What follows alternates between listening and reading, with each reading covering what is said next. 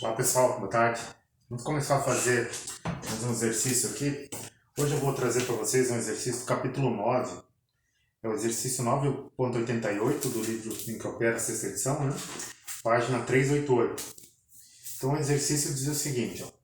Um coletor solar possui um canal formado por placas paralelas que está conectado a um reservatório de armazenamento de água na sua parte inferior e a um sumidouro de calor na parte superior. O canal está inclinado em θ igual a 30 graus em relação à vertical e possui uma placa de cobertura transparente. A radiação solar transmitida através da placa de cobertura e da água mantém a placa de absorção isotérmica, ou seja, mantém a temperatura da placa com a mesma temperatura, né? Uma temperatura TS de 67 graus Celsius, enquanto a água que retorna para o reservatório, vinda do sumidouro, está a T infinito igual a 27 graus Celsius. O sistema opera como um termosifão, no qual o escoamento da água é induzido exclusivamente pelas forças de empuxo. O espaçamento entre as placas é de S igual a 15 mm e o comprimento das placas é de L igual a 1,5 metros. Admitindo que a placa de cobertura seja diabática com relação à transferência de calor por convecção para e da água, estime a taxa de transferência de calor da placa de absorção para a água por unidade de comprimento da placa, que é normal a direção do escoamento. Então, esse calor em watts por metro. Então, aqui, pessoal, o que vocês têm que fazer, a primeira coisa é entender o problema, né? Então, tá aqui a figura, a figura do problema 9.88. Então, a água sobe aqui e passa no coletor. Então, esse problema é bem interessante porque ele está relacionado com absorção solar, com energia solar, né? Inclusive, tem uma planta ali no laboratório de biocombustíveis. Então, vocês têm aqui, ó, o cálculo, e o que interessa para nós é só essa parte inclinada aqui. Então, nós podemos fazer a primeira coisa que eu sempre falo para vocês aqui, né, é o esquema do problema. Então, problema 9.88, né? Então, qual que é o primeiro passo? É o esquema. Vocês vão fazer um desenho esquemático do problema. Lembrando que desenho esquemático é um desenho que não é nem muito pobre, né, que você não consiga entender, e nem muito detalhado que te tome muito tempo. Então, nesse caso, nós precisamos entender o que está acontecendo aqui, né, nessa parte inclinada. Então, vocês vão lá e desenham só essa parte inclinada aqui, que é composta, na verdade, em um canal que é configurado entre duas placas paralelas. Ó. Então, eu tenho essas placas paralelas aqui. E aí, lembre-se que são duas placas, né? Então, a distância entre elas aqui, ó, é chamada uma coordenada S. Um espaçamento, né? Um space. E eles têm... essa placa coletora tem um comprimento de 1,5 metros, tá? E ele falou para vocês do problema que essas placas paralelas, elas estão inclinadas com relação à linha vertical. Então você desenha uma linha vertical e tem uma inclinação aqui que é θ. Então esse S aqui, ele falou que vale 15 milímetros, tá? Então 0,015 metros. O θ vale 30 graus. 30 graus de inclinação aqui. Eu tenho água que está entrando aqui. E essa água, ela tem uma temperatura de infinito, que é 27 graus, que é 300 Kelvin, né? E a placa tem uma temperatura superficial de 67 graus Celsius, que é igual a 340 Kelvin. Bom, então aqui o problema está praticamente modelado, né? Então a água está entrando aqui e está saindo para cá com uma temperatura maior. Então o que ele quer saber, né? Ele quer que você ache a taxa de transferência de calor que acontece aqui. E para você saber a taxa de transferência de calor, precisa saber o mecanismo. E aqui o que está acontecendo é a convecção natural, né? Então você está tendo troca porque a temperatura de 27 graus entra em contato com a placa que está a 67 e ela vai aquecendo e a densidade vai diminuindo quando você aquece o fluido, a água no caso, e a água sobe, né? Ela fica mais leve, vai subindo e você tem um movimento que ele chama aqui de termosifão. Então o termosifão opera dessa forma. Tem várias máquinas que operam do tipo termosifão. Uma aplicação bem antiga, que é bem interessante, é de radiadores de caminhão.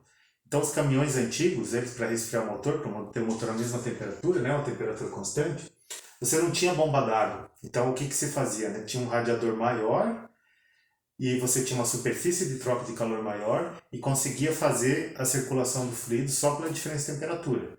Hoje em dia já se tem bomba d'água nos veículos, né? Tanto os motores de caminhão como motores de automóvel. Então a eficiência de troca é muito maior. Mas é possível também fazer através de um mecanismo como esse. Então o segundo passo para a nossa resolução do problema aqui é listar as hipóteses simplificativas, tá? Então aqui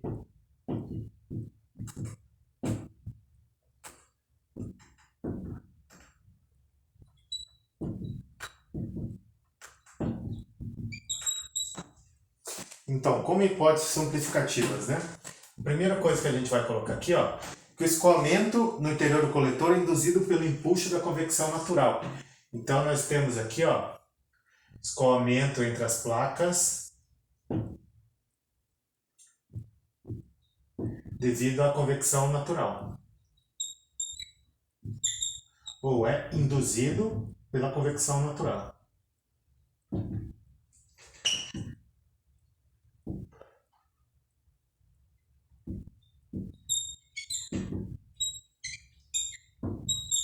E a hipótese 2 é que as propriedades termofísicas da água são constantes, né? Então, propriedades constantes. E essas propriedades, elas são avaliadas a que temperatura? Vejam só.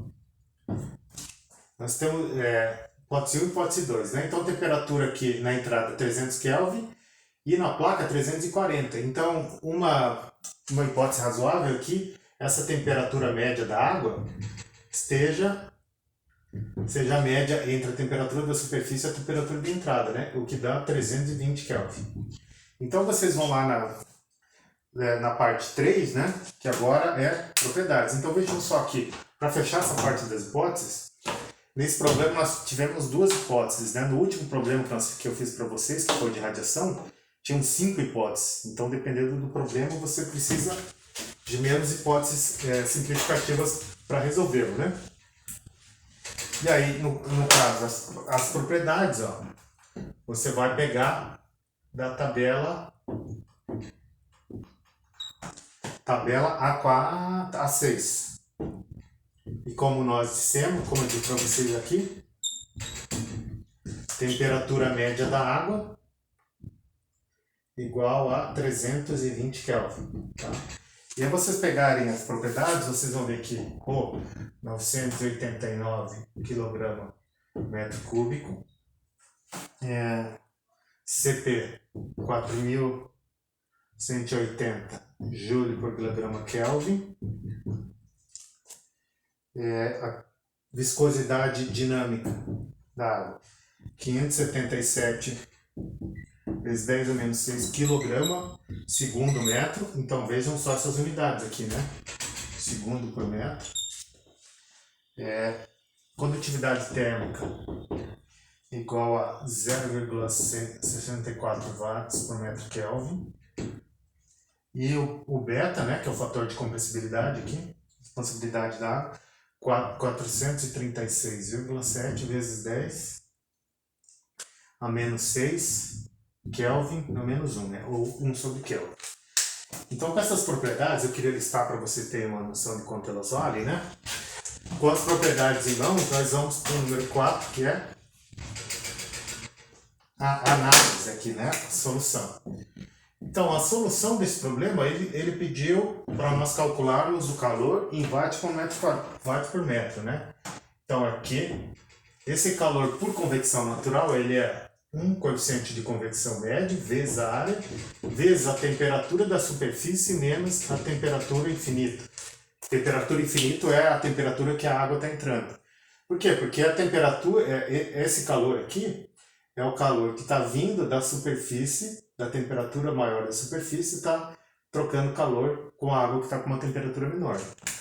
E essa aqui, essa quantidade é dada em watts por metro. Por que por metro, né? Porque vejam, ó, qual é o local de troca de calor? São essas duas placas aqui, né? E como é que a gente calcula uma área? É um comprimento vezes uma profundidade. O comprimento nós temos 1,5 metros. E a profundidade? A profundidade nós não sabemos, então a gente vai deixar por metro. Então essa área aqui, na verdade, ela vai ser somente um comprimento. Somente L, tá? Então por isso que as unidades elas vão estar em watts por metro.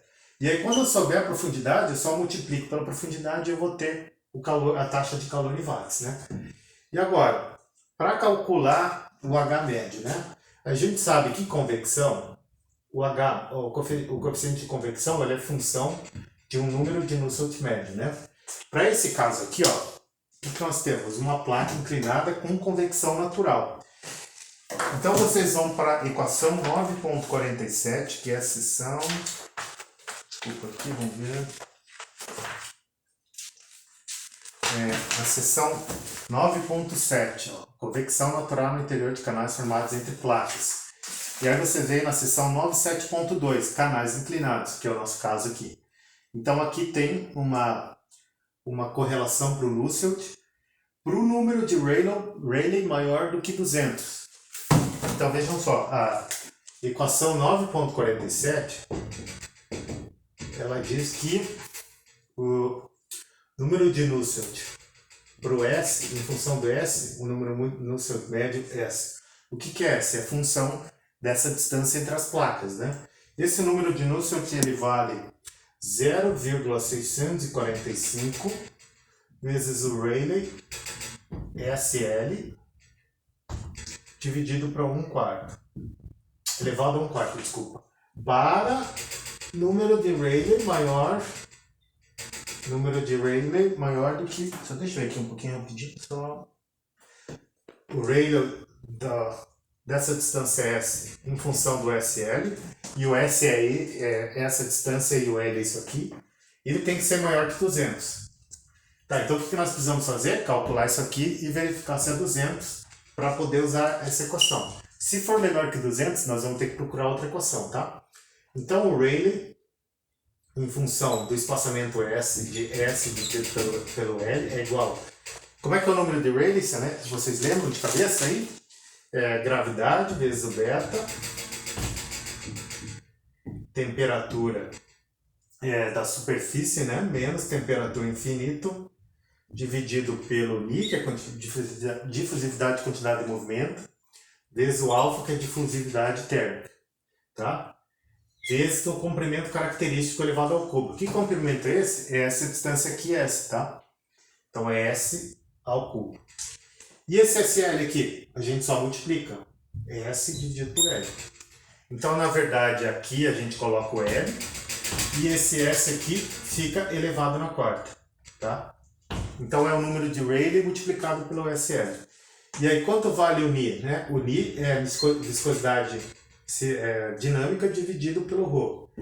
Aí vocês vão lá, pegam nas propriedades que nós já calculamos, né? Isso aqui vale, eu fiz o cálculo, vale 5,83 vezes 10 na menos 7 metro quadrado por segundo.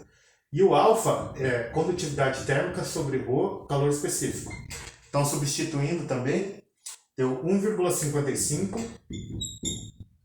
vezes 10 na menos 7 metros quadrado por segundo. E agora a gente vem e substitui aqui, né? Então, G é a gravidade, 9,81 vezes 81 metros por segundo ao quadrado. O beta, eu coloquei para vocês, né? Ele vale 436,7 vezes 10 a menos 6. Temperatura S a gente sabe, temperatura infinita a gente sabe. S é a distância entre as placas aqui, né? O Ni a gente acabou de calcular, o alfa também, e o L vale 1,5 metro.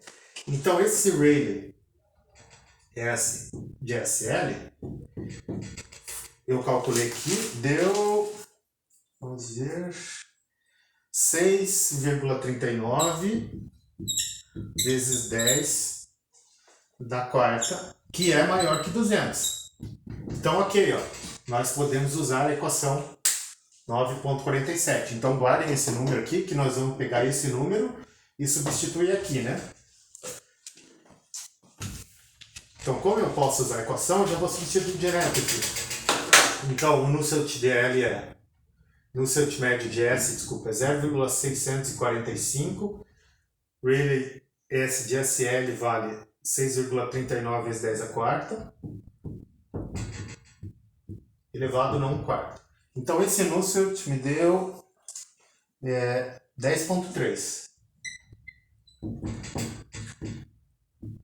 E vocês sabem, então, né, que o coeficiente de convecção em função do Nusselt, ele é Nusselt ds, esse Nusselt médio de S, vezes K, dividido por um comprimento, que nesse caso é o próprio S, né? Então, o Nusselt a gente sabe aqui, deu 10,3. Condutividade térmica das propriedades que nós passamos no começo, né? Essa condutividade vale 0,64 watts por metro Kelvin e o S é essa distância entre as placas, 0,015. Esse H médio aqui, ó, ele me deu 438 watts por metro quadrado Kelvin. Pessoal, 438 watts por metro quadrado Kelvin é um número grande ou pequeno? Lembrando que isso aqui é convecção natural, ó, e para convecção natural, nós normalmente temos valores aí para o ar em torno de 10, né? Aqueles resfriadores de circuito eletrônico ou convecção natural em transformador de rede elétrica, está ali na casa de 20, 30, 40. Aqui nós conseguimos 438. Por quê? Porque é água. Então sempre a troca de calor você tem um coeficiente maior aqui, né? E aí é só pegar o H e jogar aqui. Então a taxa de calor vai ser... E aí a gente coloca uma linha, né? Porque ele é metro. Vai ser um H 438 vezes a área. Então, na verdade, como ele está sendo por metro, a gente só multiplica pelo comprimento. Então, vírgula fica assim, né? Só vou fazer aqui, então, ó, watt metro quadrado Kelvin vezes 1,5 metro vezes a diferença de temperatura, né? A gente sabe que 340 menos 300 me dá 40 Kelvin, né? Essa diferença de temperatura aqui. Então, Kelvin eu corto aqui, 1,5 eu corto aqui, sobrou o quê? Watt por metro, entendeu? Então, 438 vezes 1,5 vezes 40 me deu igual a 26,3 quilowatts, ou seja, 26.000 watts por metro. Então, se eu tiver 1 metro, eu vou ter 26 quilowatts ali de troca de calor, que é uma troca bem boa, né? Essa troca aí, esse trocador tá bem bom, um valor bem, que eu achei bem alto. Então é isso, pessoal. Vamos estudando. Qualquer dúvida, você avisem a monitora Vanessa ou a mim, tá? Boa semana para vocês. Tchau, tchau.